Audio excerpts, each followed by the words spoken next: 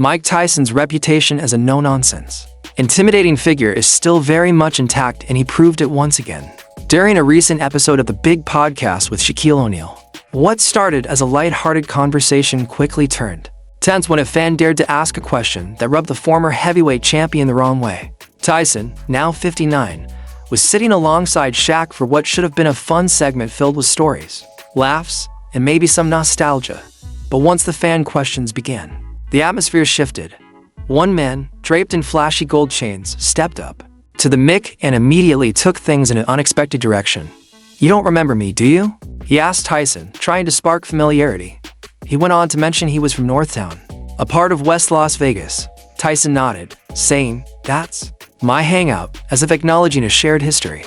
But the fan pushed further, replying, "That's my hangout," before abruptly accusing Tyson of disrespecting him. "Why didn't you respect me that day when I asked you for an autograph?" The air thickened in an instant. Tyson's body language changed, and so did his tone. "Huh?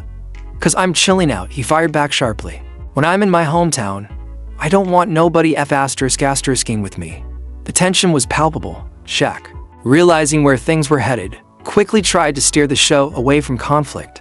"All right, next question," he interjected, hoping to defuse the situation.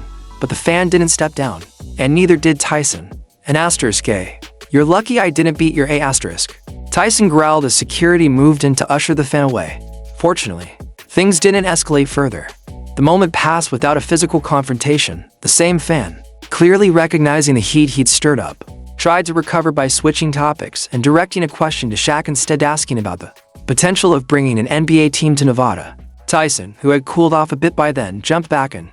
His response was surprisingly composed, saying, "We're going to get one," dude, offering a glimpse of his softer, more visionary side. But this moment was just one more example in a pattern we've seen with Tyson over the years. Tense public encounters where a simple interaction can quickly spiral into something more serious. Back in April 2022, Tyson was involved in a high-profile incident aboard a JetBlue flight. The story made headlines everywhere. Tyson was seated on the plane when another passenger, later identified as Melvin George Townsend III, began bothering him relentlessly. Witnesses and video evidence later confirmed that Townsend was drunk, rowdy, and had ignored Tyson's request to stop. Things escalated when Townsend reportedly threw a water bottle at Tyson. That was the final straw.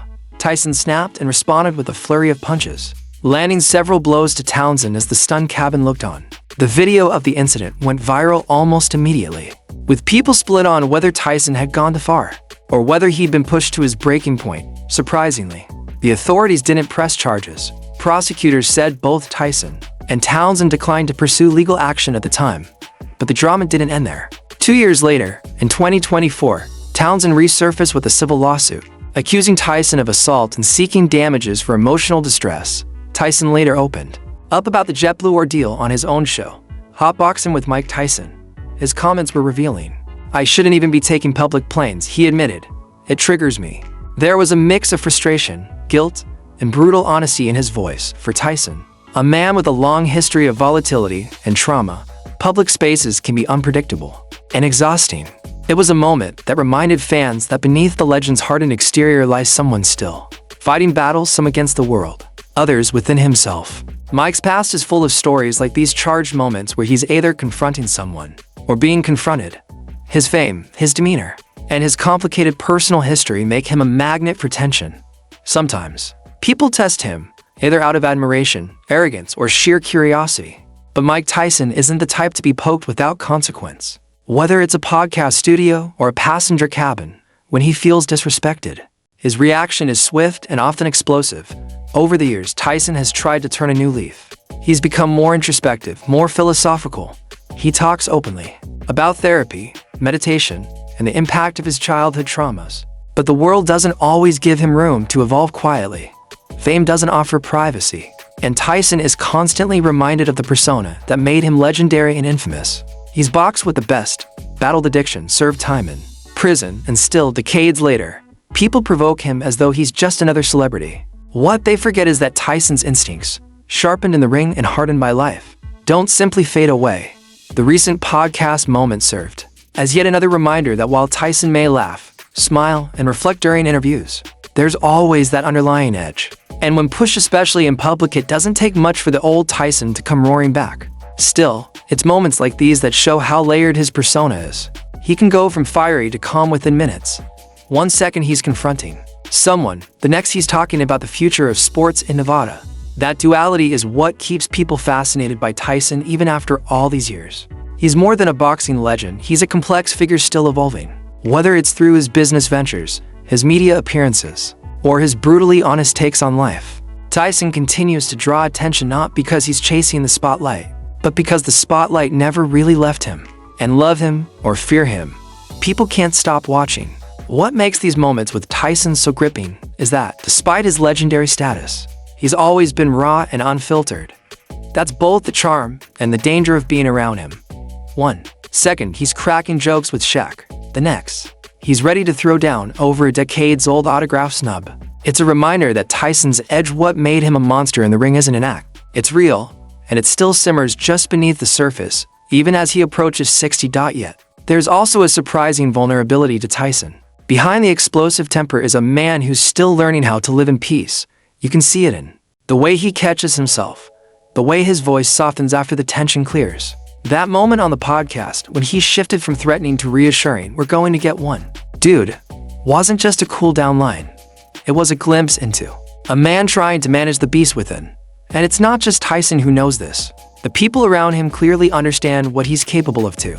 Shaq's quick interjection, the way security stepped in right on cue, it wasn't stagecraft. It was real awareness of what could happen if things went sideways. Tyson's presence commands respect, but it also demands caution. It's almost as if everyone in the room is walking on a tightrope whenever he's present. Despite all the fireworks, Tyson's fan base remains loyal, maybe even more so because of his flaws. He's not polished or overly rehearsed. He's unpredictable, sure, but he's also authentic in a way few public figures are. Fans relate to that raw honesty, even when it comes in the form of uncomfortable outbursts. Tyson isn't trying to be a role model. He's just trying to be real, and in a world full of carefully managed personas, that hits different. Of course, his past cast a long shadow over these present-day incidents. Tyson's history of volatility isn't just tabloid material, it's part of the complicated legacy he carries. His career has been defined as much by scandal and rage as by titles and knockouts.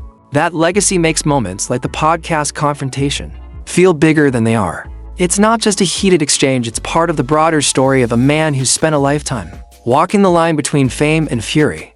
Even now, decades removed from his prime, Tyson is still a storm you can feel coming.